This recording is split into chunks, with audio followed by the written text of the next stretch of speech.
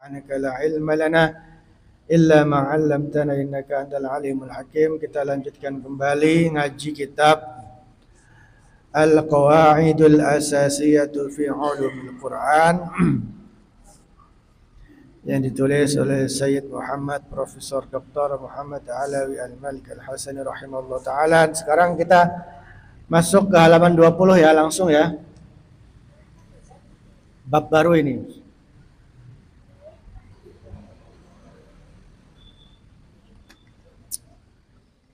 Ma'rifatu sababin nuzuli utawi iki iku bab tentang mengetahui atau pengetahuan seputar asbabun nuzul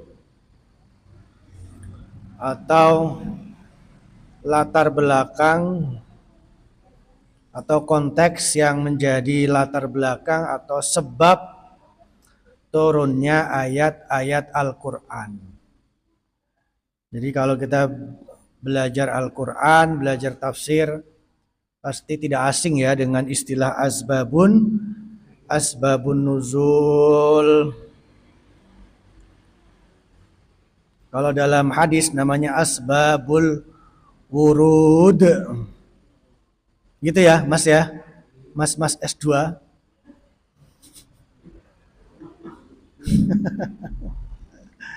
Mas S2. Asbabul wurud. Ya sama. Kalau asbabul wurud itu konteks atau latar belakang yang menjadi sebab munculnya hadis.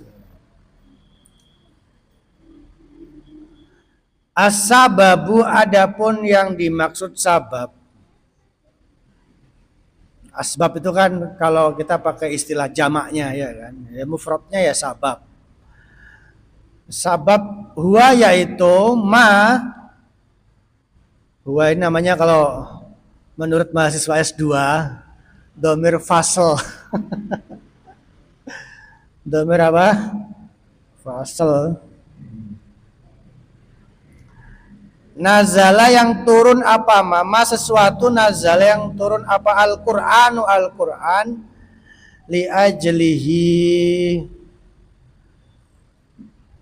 karena atau dalam rangka sesuatu itu. Jadi disebut asbabun nuzul itu ya sesuatu yang menjadi latar belakang turunnya ayat Al-Qur'an. Contohnya apa? Kasu'ali sa'ilin, seperti pertanyaannya orang yang bertanya. Contohnya apa? Contohnya ada sahabat Nabi yang bertanya, tanya warisan, ya kan? Wa yastaftunaka fil kalalah. Kalalah itu kan salah satu konsep dalam warisan. Tanya hilal, ya kan? Kayak jenengan suka tanya hilal toh? Hilalnya wis muncul tak durung, ya kan? Wa yas'alunaka 'anil ahillah.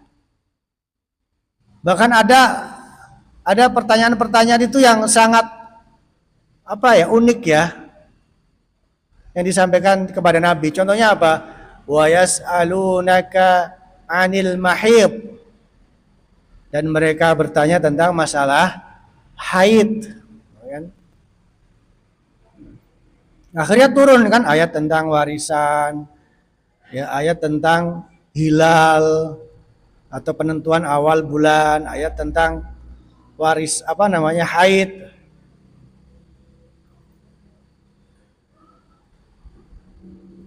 Dan ini juga membuktikan ya bahwa sahabat Nabi dan para sahabatnya itu adalah model orang-orang yang suka bertanya gitu loh. Dan Nabi adalah sosok guru yang berhasil mendidik murid-muridnya, sahabat-sahabatnya menjadi orang yang gemar bertanya. Karena as-su'al itu kan pintu ilmu ya, bertanya itu pintu ilmu. Dan bertanya itu kan tidak sesederhana menyampaikan sesuatu, ya kan? Wah.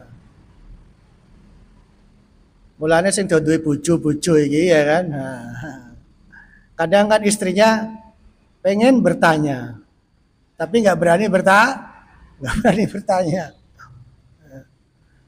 Atau yang punya guru mau bertanya nggak enak, takut.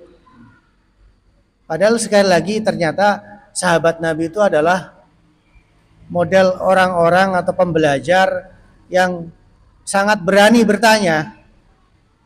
Nyon sewu, haid itu sensitif rawatan. Sensitif kan? Ya. Dan itu ditanyakan kepada seorang guru seperti Nabi Muhammad SAW. Nah, makanya ini yang santri-santri terutama ini ya seringlah bertanya. Ya. Kalau sekarang sih gampang bertanya ya kepada siapa? Teh Ai. Teh Ai ya sekarang Teh Ai teh makin terkenal ya Kang Dikinya. Padahal Teh Ai mah udah ada dari dulu. Kalau bahasa kerennya kan AI. Di Sunda mah Teh Ai, Ai Jaminah. Ya.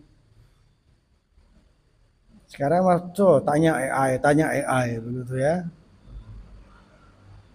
Akhirnya ustadz-ustadznya nggak laku, nggak ada yang bertanya.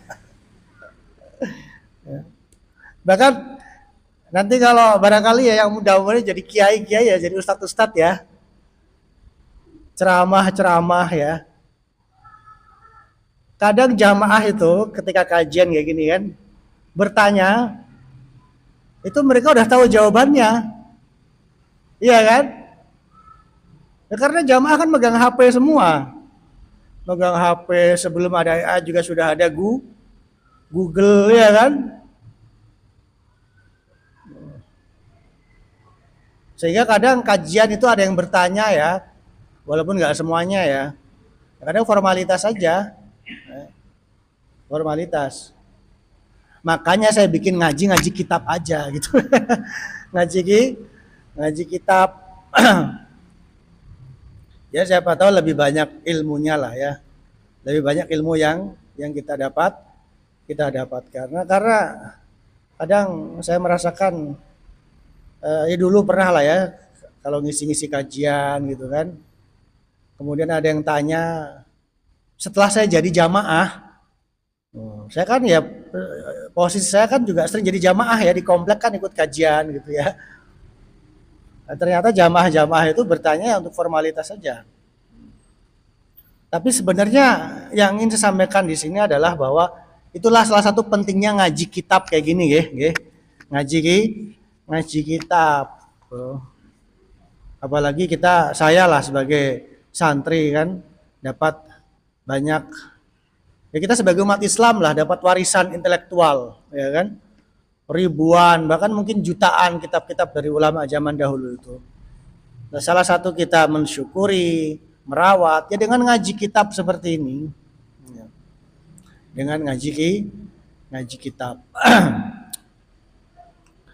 Itu contoh pertama yang menjadi salah satu model asbabun nuzul yaitu pertanyaan dari sahabat. Au hudusi hadisatin atau apa namanya? Terjadinya sebuah peristiwa. Jadi ada peristiwa yang menimpa Nabi atau sahabatnya kemudian direspon oleh Al-Qur'an. Banyaklah ya. Contoh tabat siada abi lahabiu watab ya kan. Nah, itu kan peristiwa itu kan ayat Al-Qur'an yang merespon kelancangan ya, lancangnya seorang Abu Lahab ya. Sehingga di sini harus kita pahami, harus kita ketahui bahwa memang Al-Qur'an itu tidak bisa dilepaskan dari konteks sejarah, dari konteks budaya.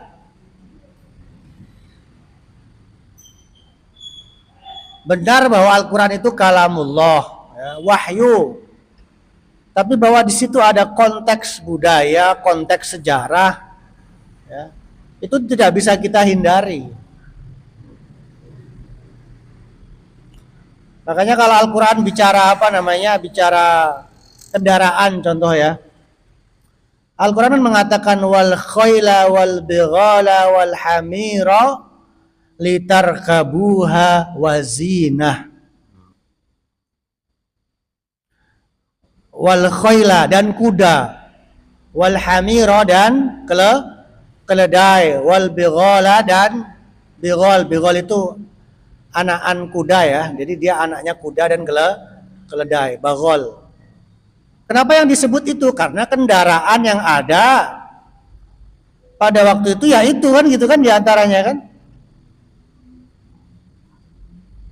Kenapa Al-Quran nggak nyebut pesawat, nggak menyebut motor ya kan? Ya, karena kendaraan yang ada pada waktu itu ya tadi ya binatang-binatang itu di samping perahu ya disebutkan dalam banyak ayat Al-Quran. Begitu juga ketika Al-Quran menyebut buah-buahan tertentu ya kan, itu juga tidak terlepas dari konteks budaya, konteks sejarah. Dan Al-Quran sendiri sebenarnya kan sudah menyampaikan ya bahwa untuk menjadi bijaksana ya, untuk memahami pesan-pesan ilahi itu di sana juga dibutuhkan hikmah kan gitu ya. Makanya ada Alkitab wal hikmah. Wa yu'allimuhumul kitaba wal hikmah. Makanya beda kan nanti kalau jenengan belajar Quran ya kepada yang muda-muda kayak saya kayak gini lah ya. Masih muda, Mbok? Ya, Mbok. Saya sekarang udah agak banyu-banyu mas lah ya, Mbok. Beda kalau jenengan belajar Quran sama yang sudah sepuh-sepuh ya kan, yang tirakatnya banyak, pasti beda. Karena yang sepuh ini mereka tidak hanya membaca ayat-ayat Al-Quran saja, tapi mereka juga hikmahnya lebih banyak.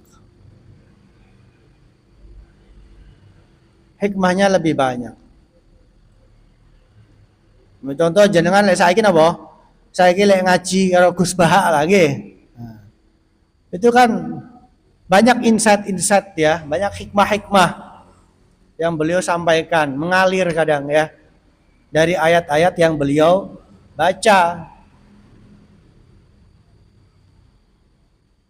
Tapi berarti Al-Quran nggak perlu dong, kan yang penting hikmah, ya nggak seperti itu. Justru kalau kita pengen dapat hikmah yang lebih bijaksana, lebih dalam, itu pintunya melalui Al-Quran. Ya nggak? Itu muridnya Nuh tuh ya, siapa itu? Nah, saya juga menulis dari dulu ya. Saya sejak tahun 2015 itu juga menulis. Awal-awal di Bandung lah, masa-masa di Bandung. Terus saya menulis juga. Termasuk salah satu tujuan kita menghafal Al-Quran itu ya biar supaya dapat hikmah. Karena apa? Hikmah itu dekat dengan Al-Quran. Karena biasanya Al-Kitab wal hikmah.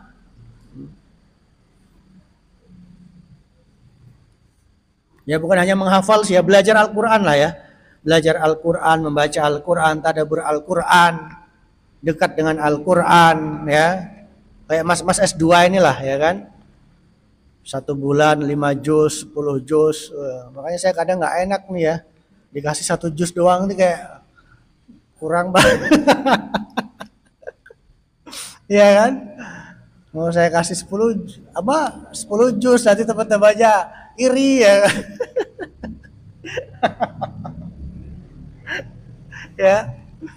Ya Nuh ya. Ini Nuh koordinatornya. Saya mah nggak tahu dapurnya. Nggak tahu dapurnya Majelis Peradaban ya. Pura-pura nggak tahu maksudnya Nuh. Jadi tujuan tujuan kita dekat dengan Al-Quran itu ya tadi supaya kita jadi orang yang bijaksana, ya. Pokoknya nggak usah sok-sokan sok filsuf. Ya. Termasuk kalau pengen jadi filsuf yang keren itu pintunya juga melalui Al-Quran. Karena Al-Quran itu pintu menuju hikmah. Ini saya kasih contoh bagaimana bersikap yang hikmah itu ya. Kan Al-Quran mengatakan bahwa Nabi Muhammad itu basyiron wa nadhiro. Gitu kan? Ya. Nabi Muhammad itu ya kadang nakut-nakutin kan gitu ya. Memperingatkan lah ya. Kadang juga memberi kabar gembira. Memberi basyiron itu kan kita selama ini mengartikannya memberi kabar gembira ya. Memberi kabar gembira itu maksudnya contohnya ya ngasih motivasi ya kan, ngasih optimisme. Walaupun Nabi Muhammad juga seringkali nadhiron itu memperingatkan, ya, nyengeni ya, tahu nyengeni, ya, menegur ya kan, mewanti-wanti. Sehingga Nabi Muhammad itu adalah sosok yang seimbang gitu loh, iya kan? Ya kadang memperingatkan, kadang mengkritik, tapi juga kadang memberi motivasi, memberi optimisme. Sehingga kaum intelektual ya, orang-orang berpendidikan juga saya kira juga kadang atau seringkali harus seperti itu. Ya kadang basyiron, kadang nadhiron ya. Jangan cuma nadhiron toh, iya kan? Seperti halnya jangan juga basyiron terus. Jadi kita sebagai santri, sebagai orang terpelajar itu bersikap seimbang untuk diri sendiri dan berusaha menjadi penyeimbang dalam tatanan masyarakat. Contoh masyarakat di sini wong ngamuk tok, iya kan? Ngamuk tok, iya kan? Kritik terus ya, kita mengambil posisi basyiron. Bukan berarti yang kritik itu salah, bukan, tapi kita ingin menyeimbangi ya. Sebaliknya juga sama. Ada dalam suatu keadaan bermasyarakat, berbangsa dan bernegara gitu ya. Terlalu euforia, terlalu kepedean, ya kan? Ya. Ya kita perlu memperingatkan. Kita perlu nadhiron. Nah, ini contoh-contoh barangkali ya. Bagaimana kita mengambil hikmah ya dari Al-Quran. Karena Al-Quran itu sumber hikmah. Al-Quran itu masih banyak yang bisa kita gali dari teks-teksnya saja. Kenapa? Karena kalau teksnya saja dia ada asbabul wurud, asbabun nuzul, ya kan? Yang berarti dia tidak bisa terlepas dari konteks budaya, ya. Konteks sejarah. Makanya kan ada itu ya, ulama-ulama, ada tokoh-tokoh pengkaji Al-Quran yang ya gampangannya mah kebablasan lah ya. Kebablasan itu sampai mengatakan bahwa Al-Quran itu muntaj tsaqafi. Al-Quran itu produk budaya.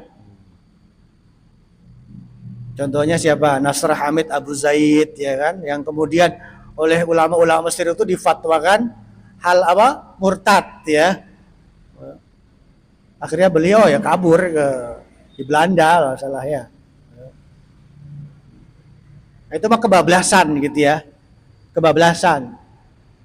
Jadi seakan-akan Quran itu tidak sakral gitu loh ya.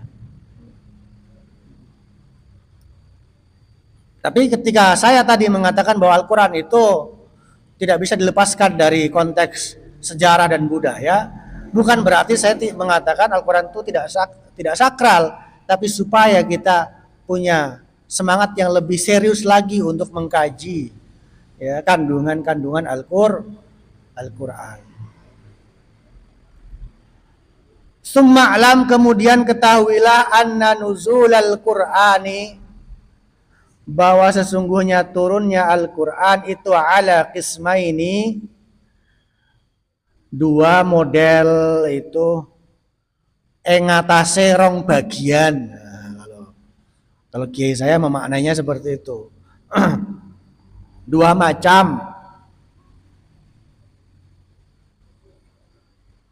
Qismun, adapun bagian atau model pertama itu nazala, turun apa? Al-Qur'an ibtidaan, secara awal. Maksudnya secara awal tuh dia tidak itu ya, tidak didahului oleh asbabun nuzul tadi gitu ya. Wakismun dan bagian yang kedua itu nazala, turun apa Al-Qur'an akiba waqi'atin, setelah sebuah peristiwa, au su'alin, atau sebuah pertanyaan yang tadi kemudian disebut dengan asbabun nuzul ya. Tapi ya tidak semua ayat-ayat Al-Qur'an itu didahului oleh asbabun nuzul ya. Ada yang turunnya itu ibtidaan gitu ya. Ya. Contohnya kan Iqra bismi rabbikal ladzi khalaq, itu kan ibtidaan ya.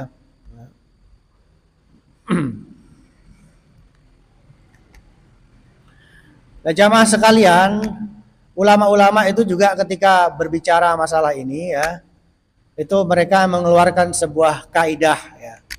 Sebuah kaidah, al-ibratu bi'umumil lafzi la bi khususis sabab.